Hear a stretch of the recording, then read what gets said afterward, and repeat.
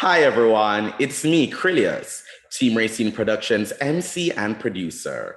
And joining me today is Giovxanee. Welcome. Hey, what's going on? How are you? I am doing great. How are you? Man, I'm blessed, black, and highly favored. Happy to be here.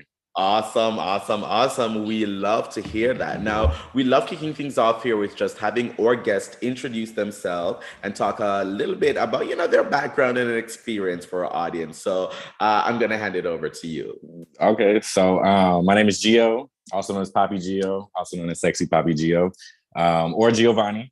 But I'm an adult content creator and podcaster. I've been doing adult content for about going into my 8th month now. But I've also been podcasting since 2019. So I'm moving into my 3rd year of podcasting. I'm also the host and producer of the Puhdussy Podcast. And yeah, that's a little bit about what I do. I've been living in Atlanta for about 6 years now. I'm originally from Chicago, but I had a nomadic lifestyle pretty much my whole life. So I've lived in like 7, 8 different cities. I could be off if I actually sat down and counted. I used to be in education. I worked in education for about 9 years. And obviously did a complete 360 to my current endeavors that I do. So I don't know if we'll get into that, why I transitioned or any of that today. But yeah, overall, just real dope dude. I love chill vibes. Anybody who knows me knows I'm always about good vibes only. So yeah, that's a little bit about me. Oh, fabulous, fabulous. Well, thank you so much for being here. It's a pleasure to get to chat with you and pick your brain a little bit. So, like you mentioned, so you used to be in education and now you do adult content. So how did you make that kind of transition and switch? Well, it wasn't like teaching adult content. It wasn't like an immediate switch. I left my teaching career or career in education in November of 2018. Yeah, November 2018. I was challenged with some very serious mental health challenges, and I was dealing with a mental illness at the time. I was very depressed. I experienced suicidal thoughts, ideation, dealt with a couple of attempts around that time. And ultimately, what took me out of my career was my mental health. It was I just was not in a good and healthy place. And I'm glad that I had the mindset to be like, you know what, I'm not fit to fulfill the responsibilities of this role as a teacher. And I just resigned because I didn't want to constantly be a burden to the school that I was in. It was a lot of bureaucracy and politics. And I mean, I don't know if I could curse here, but you can. Okay. It was a lot of bullshit going on behind the scenes, dealing with that as well with my administration. So I just left. And then I went on I started my healing journey is really what I think it was, even though I didn't know. And eventually, like through the pandemic, I started my first podcast, and that led me to eventually get into content creation because I live in Atlanta. I've known people. I've always been a very sexual person, but very low key about it, especially like when I was a teacher. But as the OnlyFans wave was happening and I was meeting people, and I've always been interested in joining the industry, but then I was also at a stage of life where it's like, what do I have to lose? Like, my career is pretty much over. The world is, I feel like this shit could end any day now. That was my mindset kind of back then. And I was like, I just want to live my best life and I want to do whatever I want to do. And it's just been a process to get to the level that I'm at now. Because when I first started doing adult content, I wasn't showing my face. I was very much one of those discreet content creators trying to show, not showing face, masks and stuff like that. But eventually I was just like, you know what? Fuck it, let's do it. Let's go. I mean, what's the worst that can happen at this point? You know what I'm saying? Like, shit, you done survived the pandemic and the pandemic, I know, for a lot of people, give so much time to reflect, to introspect, to really want to get the best that you want out of life, seeing that so many things can just stop, so many things can just change, in an instant, not just in one's own personal life, but in the world at large. It really makes you take a stock of, who you are, who you want to be, and what you want to do. And I know that the experience for many people out there. And so, of course, out of that, as you've mentioned, is your podcast, the Puhdussy Podcast. Yes, I love it. First of all, I love an alliteration. So Puhdussy Podcast works very, very well. And secondly, I just love Puhdussy. Now talk about that and why you chose to name the podcast Puhdussy. So my first podcast that I have is very personal. It's called Diary of a Mad Black Man. And that podcast is actually going to be ending very soon. It's in its 7th season. It's going to end with 150 episodes. And as I grew in the podcast industry, as I networked in the podcast industry, I found that podcast wasn't necessarily like an entertaining podcast. It was more of a informative. It was very much like a diary. It was very personal. A lot of the episodes are not something that, I mean, I'll be honest, like they're not something that you may want to like listen to like on your way to work, because some of them are very deep and dark, because I really unpacked my mental illness, my mental health challenges, and all of that over the course of the 2 years that I was doing that podcast.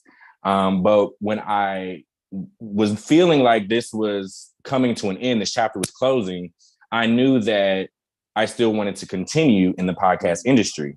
Yeah. And so I've always wanted to have this like risque podcast. I've always loved talking about sex. I was really inspired by one of my favorite podcasts called The Horrible Decisions with Weezy and Mandy. That's like one of my favorite podcasts. And just like, I just loved how they are so just transparent with their sexuality, how they live their lives, like what they do. And now they're traveling around the country. And what I also love about what they were able to do is, sorry about that, stuff on silent, is they infused other topics into their show.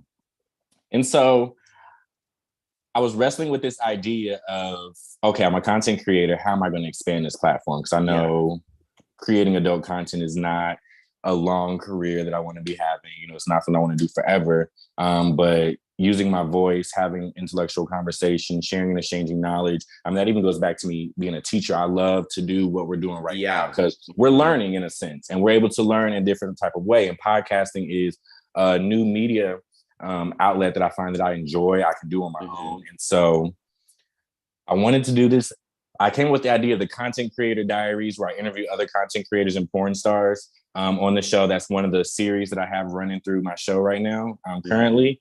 And I was sitting there one day and I was like, what am I going to call this show? Like, what am I going to name it? You know what I'm saying? I was just trying to think of something that was catchy, a little edgy, you know what I'm saying? Something that would really bring the people in. And I was like, I really wanted, like, it's really going to be about pussy, dick, and ass. Like, I want to be just really straightforward and honest about it. And at first, I was listening to, what's his name? Moneybagg Yo. And he has a line where he says, Puhdussy, which is booty, dick, and ass. But I wanted it to be all inclusive of all people. Because if I said, you know, booty, dick, and ass, it's like, that's kind of something only men would do, like as Black men in the LGBTQ community. So I was like, Puhdussy, because that was also a term I remember using a lot growing up. Like, it smells like Puhdussy in here. It's you know what I'm saying? And so I was like, the Puhdussy Podcast, like it just hit like a light bulb one day, just sitting there thinking about it. Yes. And I was like, I called my homegirl. I was like, so I think I got the title. She was like, well, I was like, the Puhdussy Podcast. She was like, bitch, do it. I'm here for it. And the Puhdussy Podcast was born, and I started doing episodes, and I launched in June of this year, and it's been doing very well. And I found that I know it's primarily because I do adult content creation. This podcast specifically has a very large international audience already. Like, we were last week, according to the data that I got from my publishing platform, we were the #1 trending sexuality podcast in Trinidad and Tobago. As well as Barbados. So it's like, come on, the Caribbean, yes, my Caribbean breath, yes. Listen, they here for it, and it was the #5 overall trending podcast in Trinidad and Tobago on Apple Podcasts. Wow, period. So I was like, what's up, Trinidad? Y'all need to come back and do a show. That's what I say. That is like, what I'm trying to say. You know what I'm saying? And so I'm like, I'm really in, and now that I'm in it, it's like, this is my way to really build a global platform that I can be myself on. Obviously, I have very highly sexualized conversations. I talk about any and everything, but I'm also talking about mental health. I'm talking about sexual health. I've had conversations about the stigma of HIV, STIs, STDs with content creators and stuff. So it's really been a great journey so far. And actually, I'm about to publish, once I get off this interview, I'm going to hit the publish button on my 11th episode, which is another content creator diaries. Shout out to my boy Noah the Powerverse. It's going to be his episode. So it's a journey that I'm on, and I'm just excited for where it's going to take me. Yes, that is so great. Yeah, it's really dope. So great. Tell me, when you decided to start making adult content, what were some of the challenges that you kind of dealt with, like going into that? What was hard for you, and what has become easier since? What was hard for me in the beginning was actually doing the content. Not even gonna lie. When that ring light would come on, my little man, well, he's not little, but my guy down there, he was like, he was like, not with that. So then that wasn't exactly hard for you, but soft for you. Well played. You ate that. You did that. You ate that one. But and that's really what it was. It was the stigma of wanting to do it, but still being afraid. It was the stigma of what other people were going to think. That was really difficult for me in the beginning. What's my family going to think? Somebody going to find out. Like, what if I want to go back into education one day? Which that's probably not going to happen. But it was just that, it was the stigma of being ultimately like a sex worker and an adult content creator. And I'm thankful for my community that I have. I met some really amazing Black men through doing adult content creation, and it supersedes like just the sex we've had on camera and things like that. Like these guys are extremely intelligent, they're extremely insightful, and they're very progressive in their mindset and how we think about things. Like even about, like, for example, like when we think about HIV, STIs, and how we take care of ourselves and our health, like the way almost all of us think is very much in the present and into the future. We understand the kind of medications that are available today. We understand the need to constantly go and get checked. You know what I'm saying? This is something that I promote on the podcast too. So I'm happy to have a very well-balanced platform, and I'm looking forward to just expanding and growing it to do bigger and better things. So love that. Tell me, what's one of the most rewarding things that you've experienced? I don't know, a moment, something in general, maybe feedback from fans or something like that has just really felt rewarding for you. I've never been asked this question. Well, this is my first time being interviewed as an adult content creator, so duh. Wow, what's the most rewarding thing? I love the freedom I now have. Just in my life in general. Like, when you're having sex on the internet and somebody can literally like go and see you fucking sucking dick, getting fucked in the ass on the internet, like, you don't, like, now I don't give a fuck what anybody got to say. I don't care how anybody feels about how I live my life. Like, I am me. This is what I do. And it's allowed me to really have a new level of confidence in myself. And it's also allowed me to really understand the path that I'm on as far as being an entrepreneur, a business owner. I'm very business minded. I've always had this idea of wanting to work for myself, which is another reason why I'm doing adult content, because I manage, produce, do everything and I make my own money. You know what I'm saying? And it's not nobody or nothing around me has any influence on that other than me. And I love that. So that is so good. That freedom is that type of freedom everything. You can't buy. That type of freedom is, and of course, must be really great for your mental health to have that level of freedom. Definitely. Yes, absolutely. Definitely. Tell me, how do you pick guests for different OnlyFans projects or different? How do you go about selecting which guests you want to collaborate with, and how that's gonna look, and if you want to collaborate again? Was a little interesting. So in the beginning, it was primarily like just people that I knew that were already in the industry. But now that my platform has grown tremendously, like I'm at almost 50,000 followers on Twitter. So a lot of people actually, like my past couple major collabs, these content creators that are much larger and more well-known in the industry reached out to me. So I'm like, holy shit, like I've been watching you since before I even knew what Freak Twitter was. You know what I'm saying? Like, when I was sneaking and watching porn on the internet, like, and now you're trying to work with me, like, let's get it popping. So that's one way, but also through Twitter, through networking as well. And now at the level that I'm at, in just being an adult entertainer and part of the industry, it's really a part of the network that I have. Like, I have a pretty solid network. I know some pretty famous porn stars, content creators, adult content creators in the industry. So, and I'm also very big on the energy.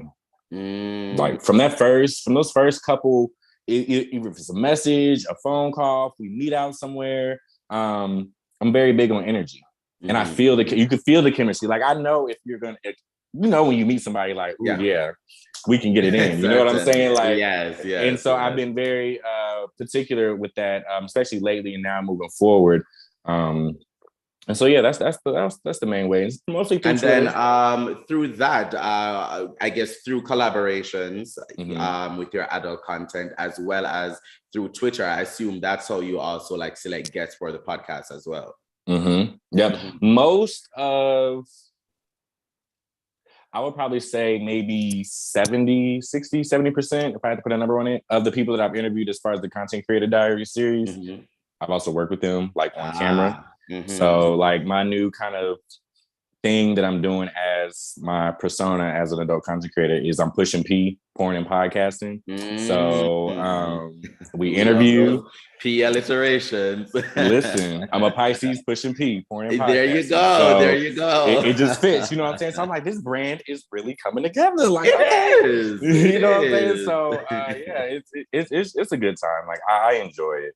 So it's pretty good. Okay, that is fabulous. Well, Giovxanee, how can people follow you and also keep up with the podcast and everything that you've got going on? So in regards to the podcast, they can go to puhdussypodcast.com.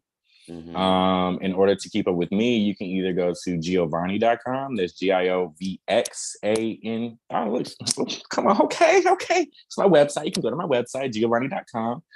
Or you can follow me on all social media platforms at Sexy Papi Gio. I just rebranded and made that like my official brand name. But as a podcast and a creative, I have AKA, but it's officially Sexy Papi Gio now, and that's across all platforms. So all people can connect with me. Yeah, so we're going to have those links in the description below so that our viewers can go ahead and check it out and keep up with everything that Giovxanee's got going on. Yes. And you can also subscribe to my OnlyFans. There you go. We have it on the screen. Don't forget that. If you want to see another side of me, that link is also there as well. You see OnlyFans and Just for Fans. Exactly. So we're gonna have those in the descriptions. And Gio, thank you so much for joining me today. It's been such a pleasure getting to chat with you, getting to learn more about what you do, and of course spreading the word about the Puhdussy Podcast. So thank you for being here. Absolutely. Thank you as well. Appreciate you. Thank you. To our viewers, please follow Team Racine at Team Racine on all forms of social media. Click around our YouTube channel. Check out our other interviews, blogs, and forums. And while you're at it, make sure that you like, comment, and subscribe. But most of all, thank you for watching. Bye, everyone.